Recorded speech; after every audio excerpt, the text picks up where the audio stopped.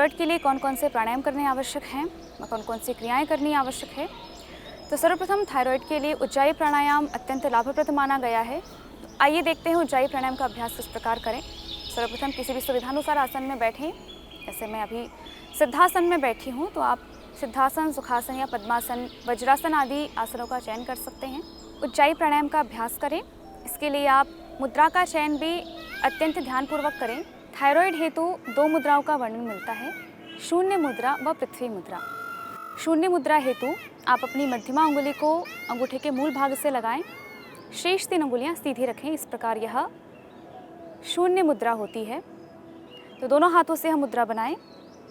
इस प्रकार यह शून्य मुद्रा हुई।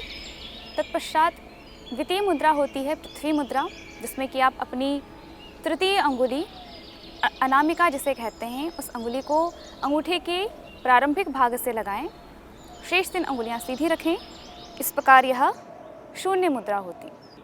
द्वितीय पृथ्वी मुद्रा हेतु आप अपने अनामिका अंगुली को अंगूठे के प्रारंभिक भाग से लगाएं।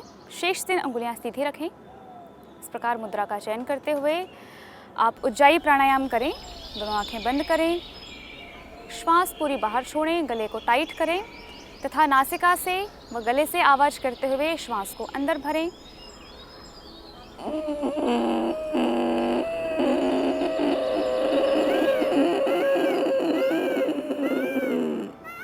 जब श्वास पूरी अंदर भर लें तो श्वास रोक करके रखें। यथासंभव रोकते हुए धीरे से श्वास बाईं नासिका छिद्र से बाहर छोड़ें। पुनः अभ्यास करें। श्वास पूरी अंदर भरें, पूरी बाहर छोड़ें व अभ्यास करें।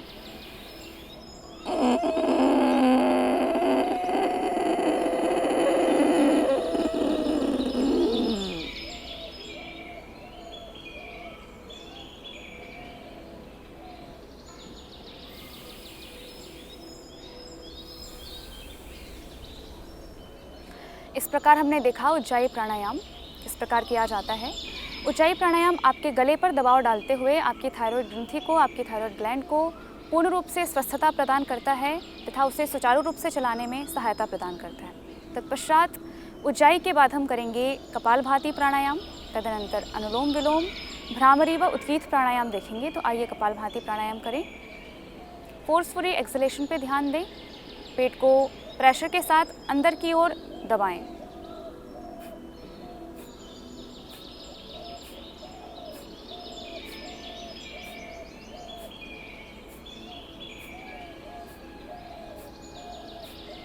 इस प्रकार 1 सेकंड में एक बार करते हुए आप स्वयं से काउंट करके 100 से 200, 300, 500, 1000 बार कपालभाति प्राणायाम का अभ्यास करें। यह आपके थायराइड को स्वस्थ बनाएगा। तत्पश्चात अनुलोम विलोम प्राणायाम करें। वायु मुद्रा बनाते हुए अनुलोम विलोम प्राणायाम। बाएं नासिका छिद्र को बंद करें व दाईं ओर से श्वास अंदर भरें। श्वास पूरी डायफ्राम तक भरें, श्वास रोक करके रखें व धीरे धीरे दूसरी ओर से छोड़ें। जिस ओर से आपने श्वास बाहर छोड़ी है उसी ओर से पुनः श्वास अंदर भरें। रोक करके रखें व धीरे धीरे विपरीत दिशा से बाहर छोड़ें।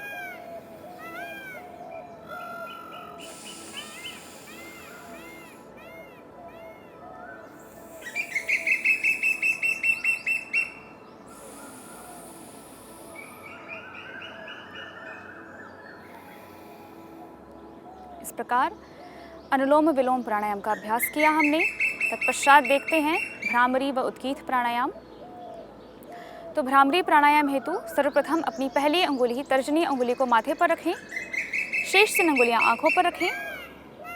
यह ध्यान दें कि आप अंगुलियों से आंखों पर किसी भी प्रकार का दबाव ना दें। दोनों कानों को अंगूठे से बंद करें, मुख भी बंद करें, दांतों में गैप रखें।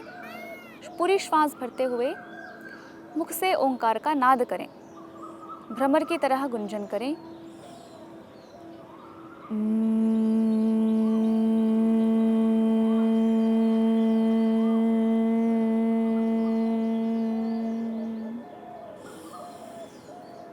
पुनः श्वास भरते हुए करें अभ्यास।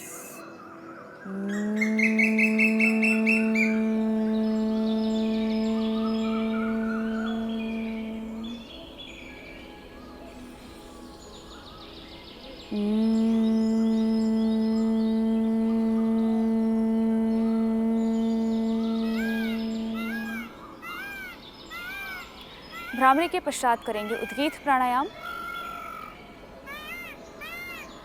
मुद्रा का चयन करें, पुनः श्वास भरते हुए मुख से ओंकार का उच्चारण करें।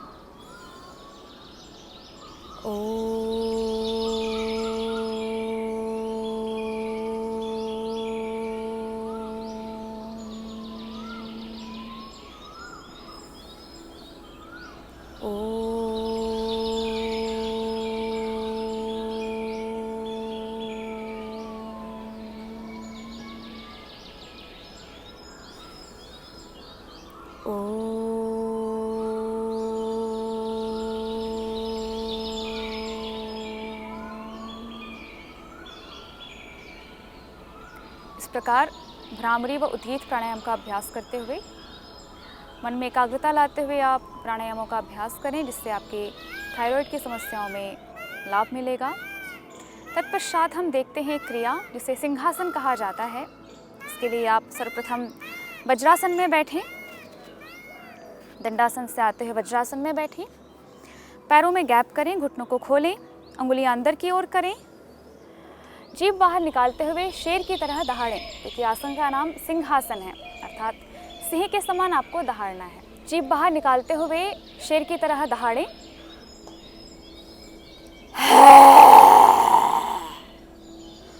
पुनः एक बार करें, श्वास पूरी भरें।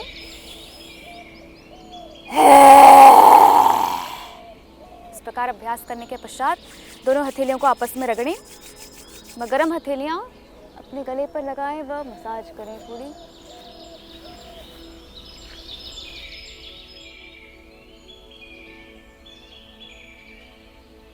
इस प्रकार से हमने किया सिंहासन का अभ्यास।